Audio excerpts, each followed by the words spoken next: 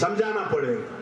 छोटी छोटी बातें और छोटी छोटे जो मसाइल हैं उनको हमको हल करना पड़ेगा। अभी मोहसिन खान साहब ने कहा कि फिरोज लाला जमात में आने के बाद यहाँ पर एक टीम और उसके संगठन का काम करें।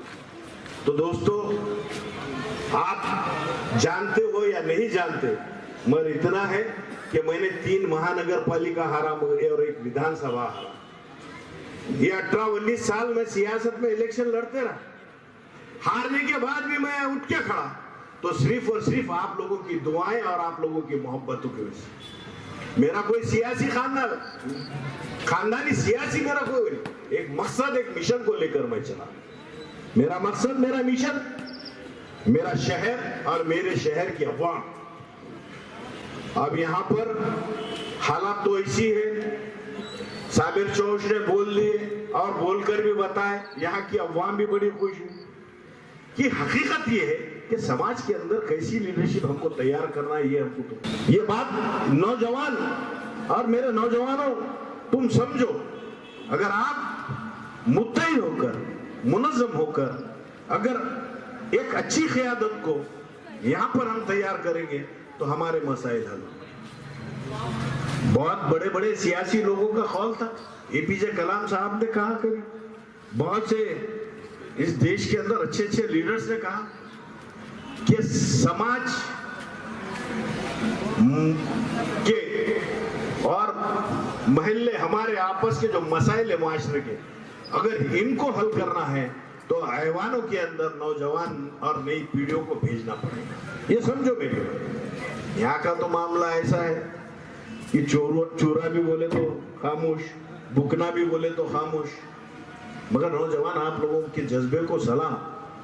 आप तमाम लोगों ने 2019 के अंदर कुल हिंद मजलिस इत्तेहादुल मुस्लिमीन के दोनों उम्मीदवार, चाहे साबिर भाई इधर से और मैं उधर से, पर आप लोगों की मेहनत थी, कोशिशें थी, काविशें थे। अल्हम्दुलिल्लाह हम इलेक्शन हारे मगर हिम्मत नहीं हारे। हम आगे भी लड़ेंगे, आगे भी काम करेंगे। हम समाज और मुआशरे के अंदर उनके जो मसाइल हैं उनको हल करने की सबसे ज्यादा कोशिश करें। आज पॉलिटिक्स का ट्रेंड चेंज हो रहा है। 2014 के बाद मैं समझता हूं कि नौजवानों की हर सियासी जमात में एक संगठन होता है। ये नौजवानों, तुमको मैं कह रहा हूं, समझो मेरी बात। 2014 के बाद नौजवानों का ट्रेंड खत्म।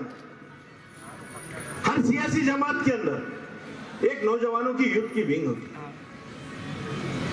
महाराज, वो लोग कुछ फिरका परस्त, कुछ जालिम सियासी ताकतें नौजवानों को किसी और जगह मुब्तला है।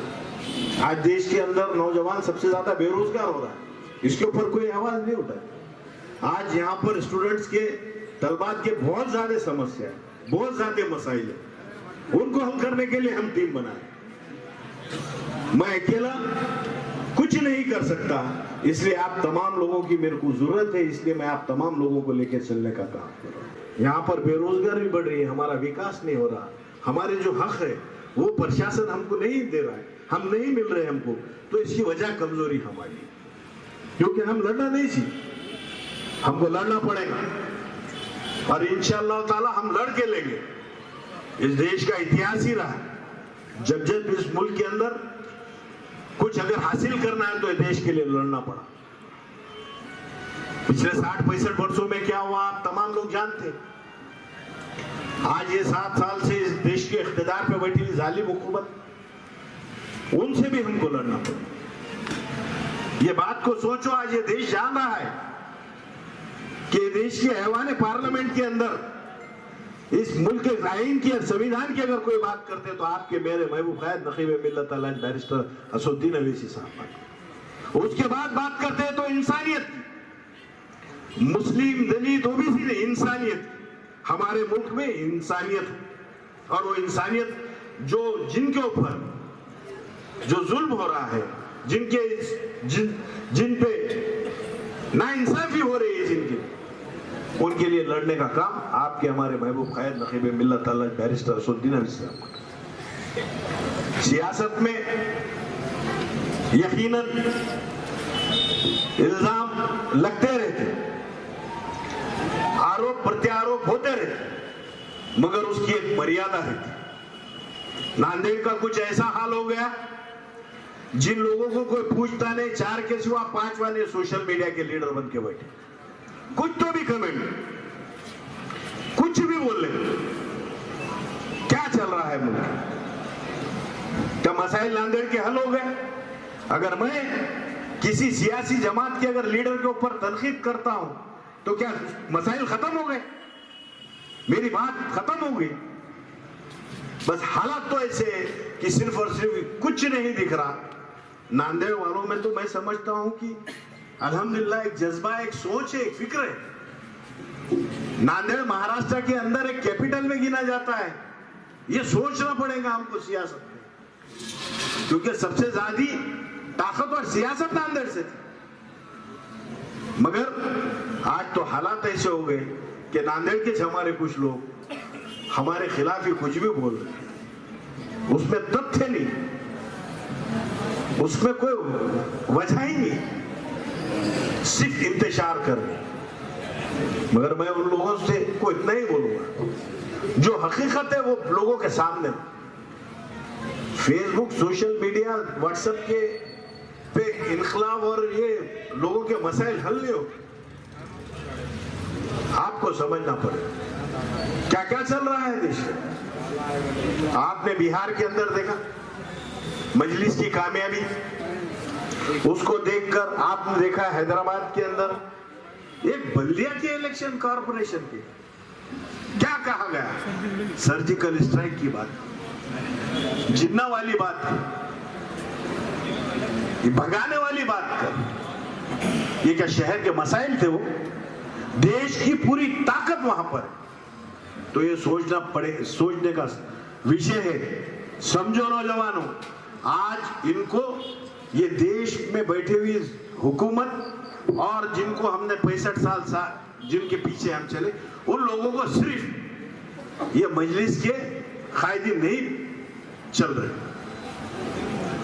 ये बात हमने तुमने सोचना चाहिए।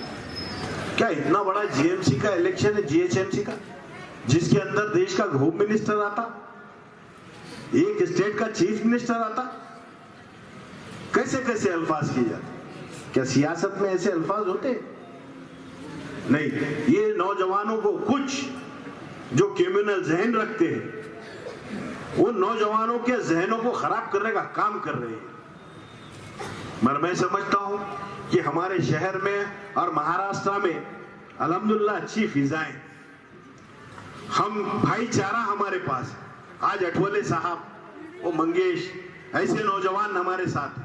आज कृष्णा जैसा नौजवान आज आपके हमारे महबूब खायद के पीछे उनकी जमात में काम करना चाह रहा है। आज वो भी लोग, तमाम लोग जानते हैं कि देश में ये जो हुकूमत है ये सिर्फ नफरत की सियासत कर,